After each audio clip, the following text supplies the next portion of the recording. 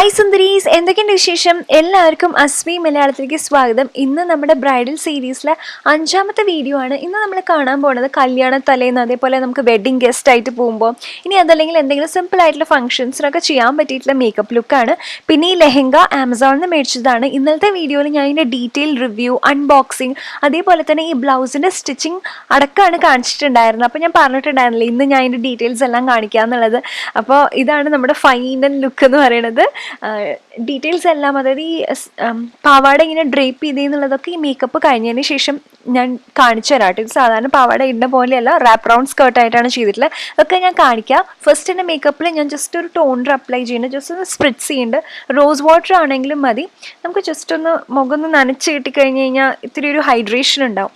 മോയ്സ്ചറൈസറിന് ഞാൻ അപ്ലൈ ചെയ്യുന്നത് ന്യൂട്രിഡേമിൻ്റെ മോയ്സ്ചറൈസറാണ്. ഇതൊരു ഓസ്ട്രേലിയൻ ബ്രാൻഡാണ് കേട്ടോ. ഇതിൽ വിറ്റമിൻ ഇ ഉണ്ട്.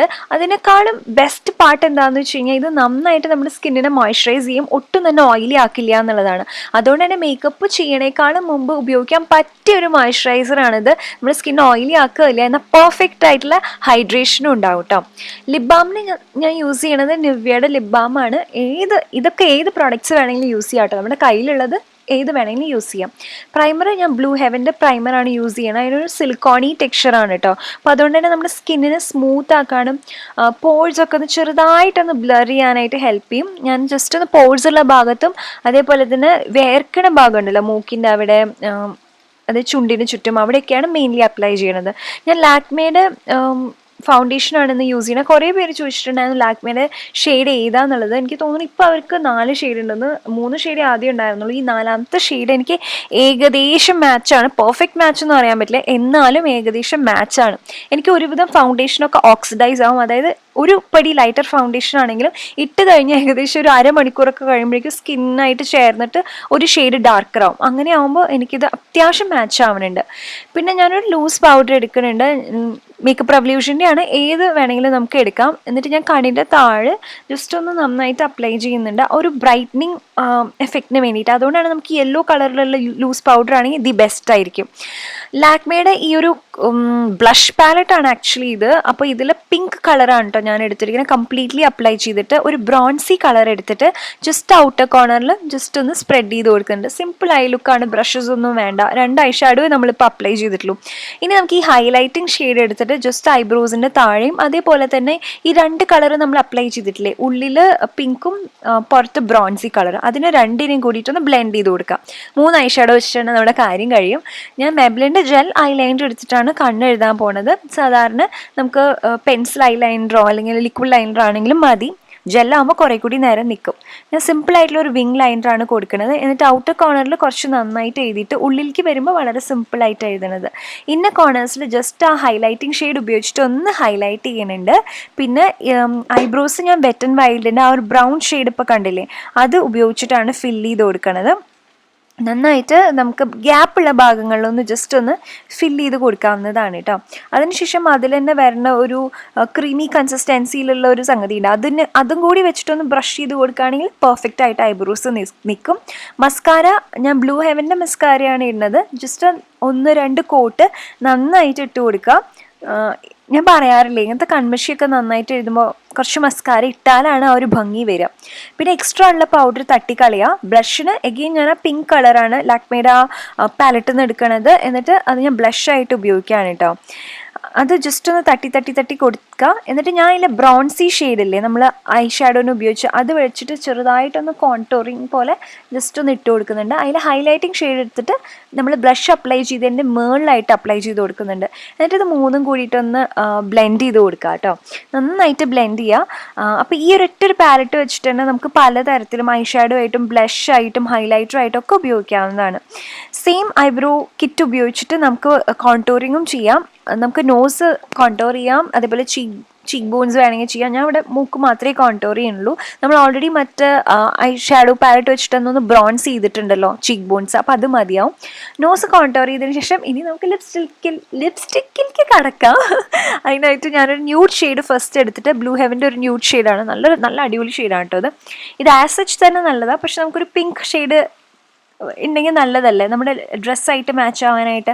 അപ്പോൾ ബ്ലൂ ഹെവൻ്റെ ആ ഒരു ലിക്വിഡ് ലിപ്സ്റ്റിക് ഉപയോഗിക്കുന്നുണ്ട്. എഗെയിൻ ബ്ലൂ ഹെവൻ്റെ തന്നെ ഒരു ഇതെന്താ അത് ലിപ്പ് പെൻസിൽ വെച്ചിട്ട് ഞാൻ ജസ്റ്റ് ഒന്ന് കോൺടോർ ചെയ്യുന്നുണ്ട്. അതായത് ലിപ്സിൻ്റെ സൈഡിലൊക്കെ ഒന്ന് ജസ്റ്റ് അപ്ലൈ ചെയ്തിട്ട് അതിനൊരു ഫിനിഷ്ഡ് ലുക്ക് കൊടുക്കുന്നുണ്ട് കേട്ടോ. ഇന്നെന്താണോ കൂടുതലും ബ്ലൂ ഹെവൻ്റെ പ്രോഡക്റ്റ്സ് അങ്ങനെ ആയിപ്പോയതാണ് കേട്ടോ, എന്താണെന്നറിയില്ല. എന്തായാലും നല്ല പ്രോഡക്റ്റ്സാണ്. ബ്ലൂ ഹെവൻ ആകുമ്പോൾ കടയിൽ നിന്നും മേടിക്കാൻ കിട്ടും. പിന്നെ കമ്മൽ ഞാൻ അലീഖത്ത് എന്ന് പറഞ്ഞിട്ടുള്ള ഇൻസ്റ്റഗ്രാം സ്റ്റോറിൽ നിന്നുള്ളതാണ് കേട്ടോ, അവിടെ നിന്ന് മേടിച്ചിട്ടുള്ളതാണ്. അവിടെ നിന്ന് എനിക്ക് സെൻഡ് ചെയ്ത് തന്നിട്ടുള്ളതാണ്. ഹെയർ സ്റ്റൈൽ സിമ്പിളായിട്ടുള്ള ഹെയർ സ്റ്റൈലാണ് ഞാൻ യൂഷ്വലി ചെയ്യണത് തന്നെയാണ്.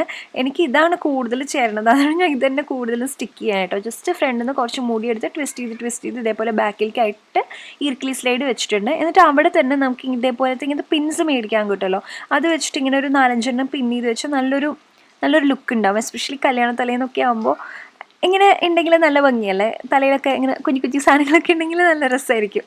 അപ്പോൾ ഇതേപോലെ തന്നെ അപ്പുറത്തെ സൈഡിലും ചെയ്യാം. നമുക്ക് ഹെയർ ഇങ്ങനെ ട്വിസ്റ്റ് ചെയ്ത് ജസ്റ്റ് ഇർക്കിലി സ്ലൈഡ് വെച്ചിട്ട് സെക്യൂർ ചെയ്യുക. എന്നിട്ട് നമുക്കിങ്ങനെ ഇത് ഒന്ന് എക്സ്ട്രാ ഗ്ലാമപ്പ് ചെയ്യാനായിട്ട് ഇതേപോലെ പിൻസ് ഇങ്ങനെ കുത്തി വെക്കാം. സ്റ്റിക്കേഴ്സ് കിട്ടുമെന്ന് തോന്നുന്നു ഇങ്ങനത്തെ, അങ്ങനെയാണെങ്കിലും മതി, ഏതാ ഇഷ്ടം എന്ന് വെച്ച് കഴിഞ്ഞാൽ അതാവാട്ടോ. പിന്നെ ബാക്കിൽ ഞാൻ ആ മുടി ഉണ്ടല്ലോ, കുറച്ച് മുടി മാത്രം അതിനെടുത്തിട്ട് ജസ്റ്റ് ഒന്ന് ഇതേപോലെ ക്ലിപ്പ് ചെയ്യുന്നുണ്ട്. ഗോൾഡൻ കളറിലാണ് ഉപയോഗിച്ചിരിക്കുന്നത്, കാരണം ഡ്രസ്സിൽ ഗോൾഡൻ സീക്വൻസ് വർക്ക് അല്ലേ, അതുകൊണ്ട്. ഇനി ആ സ്കേർട്ട് എന്താ ചെയ്തതെന്ന് വെച്ച് കഴിഞ്ഞാൽ ഞാൻ സൈഡ് അടിച്ചില്ല കേട്ടോ സ്കേർട്ടിൻ്റെ. ഇത് ഞാൻ ബ്രൗൺ സ്കേർട്ട് പോലെ തന്നെ, അതായത് ഉള്ളിൽ വള്ളി ഇട്ടിട്ട് ഒരു സൈഡിൽ നിന്ന് ആ വള്ളി മറ്റേ സൈഡിൽ കൂടെ കൊണ്ടുവന്നിട്ട് മൊത്തത്തിൽ കണ്ടോ ഇതേപോലെ ചുറ്റിച്ചെടുത്തിട്ട് കെട്ടുകയാണ് ചെയ്തത്. അപ്പോൾ ഇതേപോലെ ഒരു കട്ട് വരും കേട്ടോ അവിടെ. ഞാനത് സൈഡിൽ നിന്ന് വെട്ടിയിട്ട് ശരിയാക്കണമായിരുന്നു. ഫസ്റ്റ് ഓഫ് ഓൾ എനിക്ക് സമയം തികഞ്ഞില്ല അത് ചെയ്യാനായിട്ട്. പിന്നെ ഞാൻ ജസ്റ്റ് ഒന്ന് ഇങ്ങനെ ട്രൈ ചെയ്ത് നോക്കാമെന്ന് വിചാരിച്ചു. എനിക്കിഷ്ടമായിട്ടോ, എനിക്കങ്ങനെ ഒരു അഭംഗിയായിട്ടൊന്നും തോന്നിയില്ല, നല്ല രസമുണ്ട്. പിന്നെ എന്താണെന്ന് വെച്ച് കഴിഞ്ഞാൽ ഒരുപാട് അങ്ങോട്ട് പാവാട വെച്ചിട്ട് വിരിക്കുകയാണെങ്കിൽ നമുക്ക് ഉള്ളിൽ അണ്ടർ സ്കേർട്ട് കാണും. അല്ലെങ്കിൽ നമ്മൾ സാധാരണ പോലെ നടക്കുകയൊക്കെ ചെയ്യുകയാണെങ്കിൽ ഈ ഒരു വിരിവ് വെച്ചിട്ടൊന്നും പ്രശ്നമൊന്നുമില്ല. എനിക്കിഷ്ടമായി. പിന്നെ എളുപ്പപ്പണിയാണല്ലോ, വെട്ടി ശരിയാക്കേണ്ടിയൊന്നും വന്നില്ല. പിന്നെ ഒരു ഡിഫറെൻറ്റ് ലുക്ക്, അത്രയേ ഉള്ളൂ.